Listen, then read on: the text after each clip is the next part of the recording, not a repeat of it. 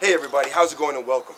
I'm Luke Robinson, aka Bushido Robinson, and this is GTAMA, where we interview martial artists from around our community, get to know them a bit, ask them about the style that they practice, and ask them to leave us with a simple technique for either self-defense or sparring that can help us to defend ourselves either the ring or on the streets. So today we're here at Redemption Muay Thai in Bowmanville, and I'm very, very excited to have you come inside and meet today's guest. Let's go inside and meet him.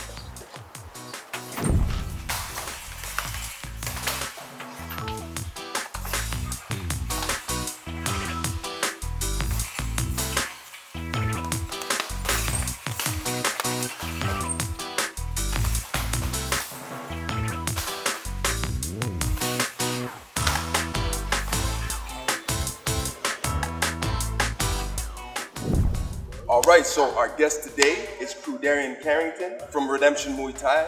And I'd like to start by saying thank you, Kru, for spending the time with us today. No worries, no question. Okay, so Kru Darian and I actually met probably just over 2 years ago at Redemption's former location. I was in speaking with Kru Steven, who is a good friend of mine, and I was introduced to Kru Darian. But that really brings us up to speed. Enough about me, let's talk about you. So, firstly, just for our viewers at home, if you would let us know, how long you've been training, what year you started, and what's the highest rank that you've achieved? I started training early 90s, I think 93, 94, in Muay Thai. Before that, I started doing Taekwondo and some kickboxing. Okay. Before that, and then I branched into Muay Thai when I was about 13. Okay. Highest rank I achieved would have to be Kru Darian, senior Kru. Senior Kru? Okay. Yeah, so right now I'm Kru. Kru. So it's Steve, actually. Steve's also Kru. Yep. So that'd be as far as I've gone in terms of ranking. If you want to know. Okay, so for the people who might not be familiar with Thai terms, what would be a comparable rank in, say, Taekwondo, Karate, Judo for Kru or Kru? I'm biased. I don't think there is something that is the same. I guess you would say. I guess in karate you might say sensei. You might say sifu. Kung Fu. Kung Fu. Okay. I don't know. I'm not as familiar with Kung Fu and karate, so I don't know if there's a term for a sifu or senior sensei. I do know that loosely translated from Thai to English, Kru is simply another name for a teacher, instructor. So ultimately, Ye is senior. So when you put the two together, loosely what you have is a senior teacher, or senior instructor. Okay. So it's something new. There you go. Exactly. Something for me as well as the people at home who are enjoying it. Awesome. So, like every era has their heroes. You know what I'm saying? Whether it be Ninja Turtles cartoons from the 90s, Karate Kid movies from the 80s, Bruce Lee back in the 70s. So, what were some of the influences, martial arts influences, when you first started, and which kind of influenced you the most? Oh man,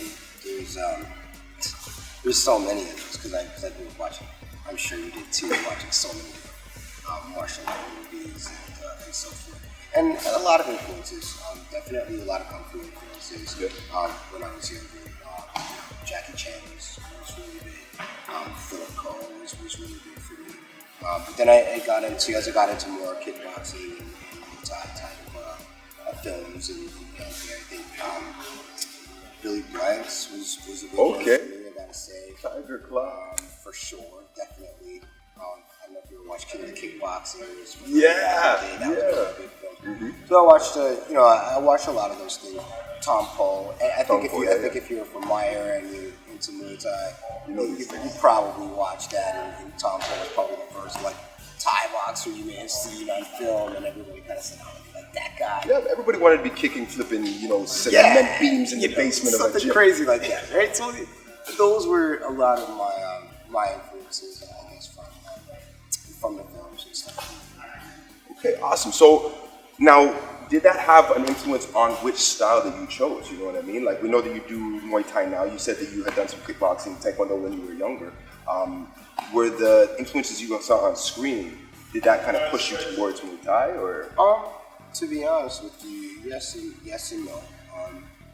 I left out best of the best, but quite frankly, I shouldn't have. That was really huge. I was watching that stuff. But like I said, I actually tried different arts. So, I didn't always know Muay Thai was what I wanted to kind of get into or excel at. I tried Taekwondo, I tried kickboxing, I even tried a little bit of Kung Fu, but we tried a few different things before I settled on Muay Thai. So yeah, there was some influence there in the film, but ultimately it wasn't about that. It was more, I gave myself an opportunity to try certain things out, and just kind of, the art chose me. I didn't really choose art so much as a discipline chose. And I just ended up just really running with that. I think growing up, I had a good buddy who was into kickboxing at the time, and he was older than me, and that's how I started getting into kickboxing. And from there, I wanted to just explore, and that's kind of how I branched to Muay Thai for me. Okay, awesome. And I like that because you know what I mean? Like, I find that, as a martial artist, you always know you're a warrior, you got that combative spirit and whatnot, but it's like, you try different martial arts because you don't really know which weapon you want to take with you into battle. For sure. You know what I mean? I like that. So, I guess that kind of leads me to my next question. If you would give us a quick rundown, like an overview of, say, the history of Muay Thai, where it came from in the world, what it was used for originally, and that kind of thing. So I guess the most famous story of Muay Thai, centuries ago, there was a Thai fighter. He was captured by the Nine Tom. He was captured, and essentially he was fighting for his freedom. So he ended up fighting several Burmese soldiers. He fought them off to such a claim that essentially he won his freedom. And that was kind of the basic origin story of Muay Thai. I mean, to get into that, we could be here for hours and hours and hours because there's so much history when it comes to Muay Thai, and of course where it comes from, its origins. What it's been taught and passed down from generation to generation like many other martial arts. It was used really as a form of self-defense, hand-to-hand combat self-defense for the Thai people to defend themselves against the invaders. They were at war in Cambodia and Burmese and so forth, and so they used this as a tool to defend themselves. Once the country was no longer at war, that became its national sport, its national pastime. And so some of the rules and teachings have been altered, changed a little bit for more modern times because it started to be used as sport Safety. For safety reasons, as opposed to hand-to-hand combat or killing yourself. And anybody who knows me knows that history is my thing. So when he was saying that we can get together for hours or whatnot, like I'm probably gonna call him and be like, yo, when we got those hours to sit down and chat history, you know what I mean? But I like that. I like the history, I like the stories. So we were saying originally, it was self-defense for the Thai people, against invaders and all that kind of stuff. What about more contemporary? Nowadays, what do we see Muay Thai used for? I'm talking stuff like, self-defense and combat, or health, personal betterment, or competition in sport, this kind of thing. Yeah, all of the above. And now you see it in so many different facets. So a lot of people, it doesn't matter the age or even the gender, males and females alike, train Muay Thai. There's a ton of physical benefits, a ton of health benefits. Right now in our society, a lot of people are becoming more conscious about their health and about their physical states of being. And so Muay Thai is something that we use to try to give ourselves a little bit of an edge, get ourselves healthy, active, in shape. So it's definitely used for that. Also used for self-defense. That's where it kind of started. And definitely today it's still used for self-defense. I hate likening it to UFC, but given the big acclaim that UFC has right now, I guess for those people who might not know, you can see this art utilized in its most basic, simplistic form in UFC a lot, which kind of speaks to the fact that it is an art that's easy to pick up, but still quite effective, much more difficult to master, but easy to kind of pick up at first for simplicity. So you see it in a lot of things, and I think everyone should do it. And I've trained with people who are young, some people who are really old, from all different walks of life. Especially when I go to Thailand and I train out there, I see sometimes when people there who are 60, 70 years old who are still waking up every day and still training and Still able-bodied. and still very able-bodied, and it does keep you very healthy and very young. I like that. I like that. So, all martial arts are based on principles, whether that be theoretical principles or physical principles. Can you just outline like a principle or two that is, consistent throughout Muay Thai? No matter what school you go to, because every school is going to have their own flavor, but consistently through every single school, because it's this Muay Thai principle, what would we see? I think if you're talking about Muay Thai specifically, as opposed to, say, MMA, for instance, I guess the one common denominator would have to be respect. Respect. I think big deal. I think if you go through a lot of the Muay Thai schools, or if you go to a lot of the Muay Thai tournaments and competitions around, there are some great athletes and some great fighters. They all have a lot of good experience, and they're all dangerous in their own right. But there is a greater sense of respect from the community, more so in that area than, say, an MMA. You went to an MMA competition and you can tell the vibe is completely different. The focus is not on the respect for one another. The focus is on something completely different. So in Muay Thai specifically, your lineage is very important. Where you come from is very important. Right from the way that you enter the ring, to your performance in the ring, win or lose, to the white crew, the dance that we do beforehand. There's a lot of aspects of respect for your discipline, but also for your camp, from your lineage, from where you come from. Is a thing of tradition. Definitely a thing of tradition, which is huge, and it's embedded in the Thai culture. It's not something that's separate from Thai culture. It's actually one of the same. So I think if I were to choose, I would have to say it's probably respect. It's one thing that anywhere we go to any real Thai gym, you walk into a Thai gym and you make the sign of a Y. Even if you went to a Thai restaurant, and they don't even know who you are, you've never seen it before. And if you walk in and you say it's one cap, right away you will see the respect, the love reciprocated to you right off the bat, whether they know you or not. That's embedded. I love cultural love. I think that's great. So, if we're looking at it, we're saying competition in sport, that's an aspect, a lot of respect. Gyms focus on a lot of different things. Sometimes you can have a gym that focuses on the health aspects. You know what I mean? Maybe focus on a lot of the cardio and health. Maybe some self-defense, maybe some competition. Here at Redemption, what is the focus of Team Red? So I think what we've tried to do over the years is we've tried to incorporate all the things that we feel are most important about the discipline itself. Yeah. So definitely, we have a lot of competitors. There are a lot of people here that fight and that compete. They represent Canada all over the world. So I have to say clearly, we definitely are a team that competes. So we are a competition team. We focus on it.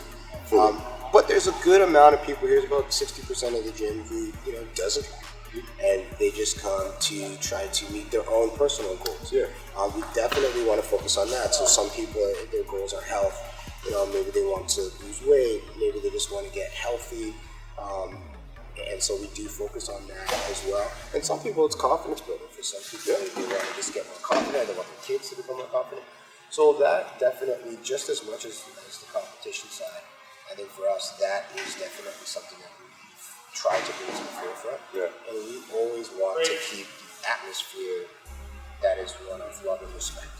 So as much as you'll have a lot of people in here who are really good and they train and they compete often, we don't typically allow egos to foster.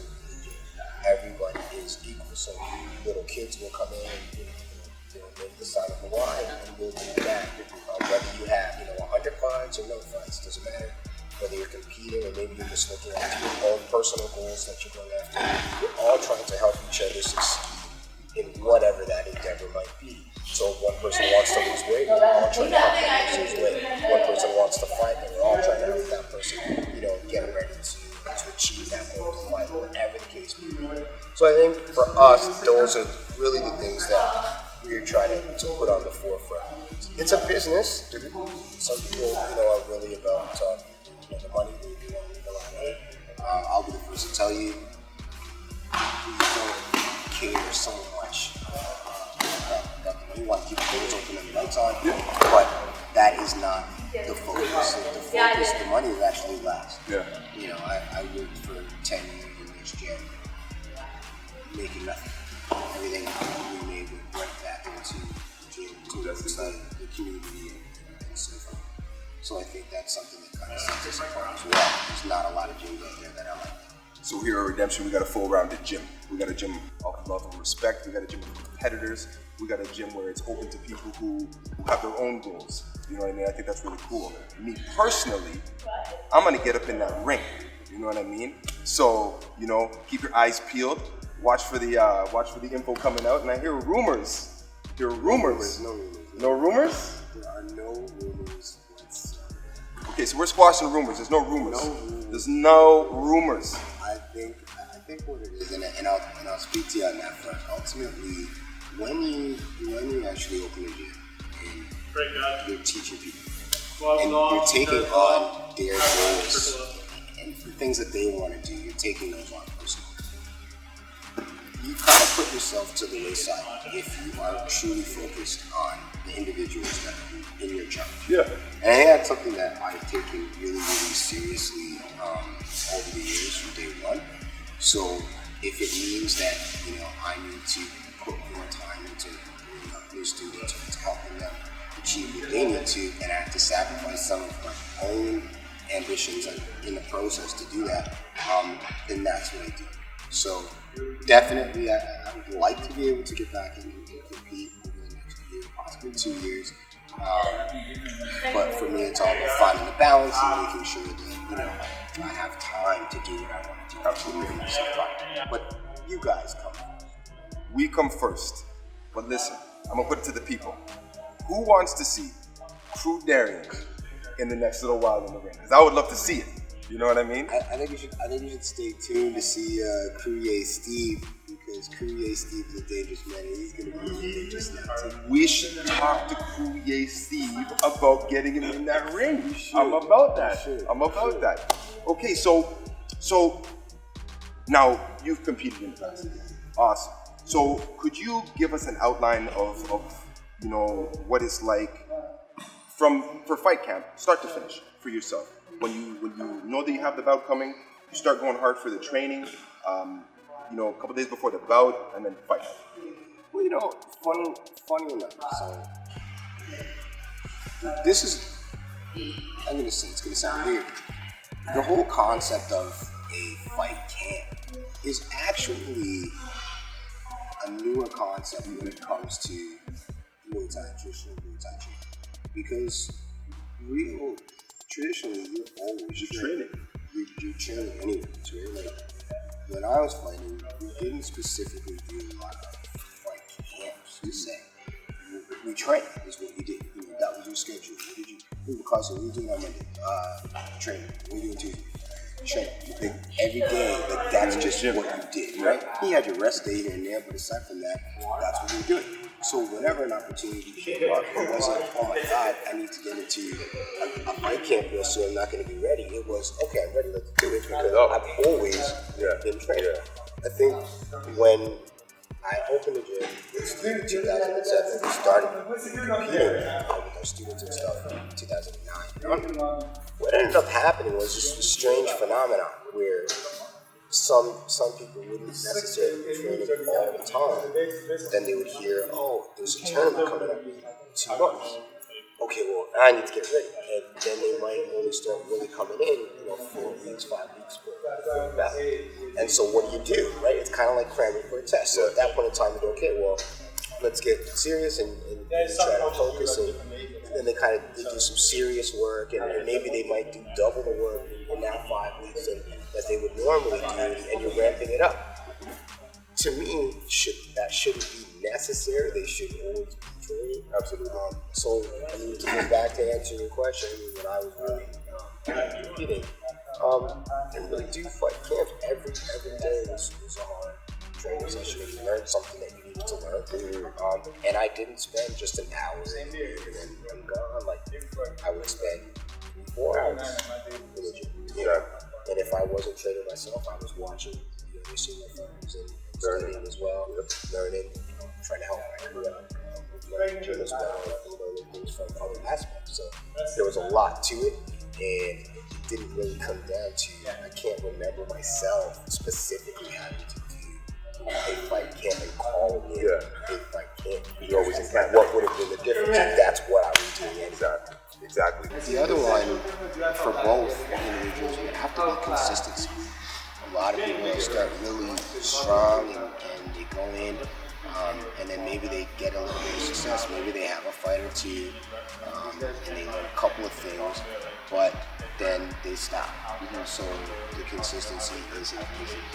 Unless you're consistent on whatever it is you do, you can't succeed. So I think for the beginner, as well as the individual training for a long time, consistency is the glue that holds you. You could be training for 10 years on and on, but if you haven't been consistent over those 10 years, you don't know, and you haven't absorbed as much, or learned as much as what you would have had you been consistent for the entire 10 years. Absolutely. And at some point in time, the consistency is something to get hands on.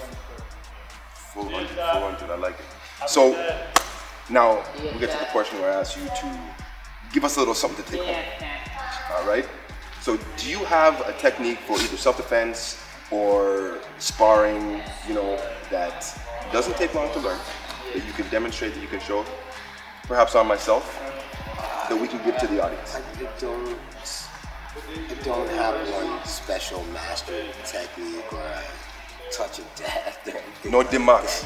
We don't have the dim mock today. We don't have anything like that. What I do know is situationally, if you are going to be working on if you're on the street, let's say, I tend to use more knees and elbows on the street. Okay. So if you're in that situation, when I do teach self-defense or whatnot for people, that is something that I focus on. So I've trained a few officers and stuff that are in more dangerous situations on a regular basis. And one of the things we really focus on is the clinch, and not necessarily offensively, even from a defensive position, because I want those officers to be able to make it home.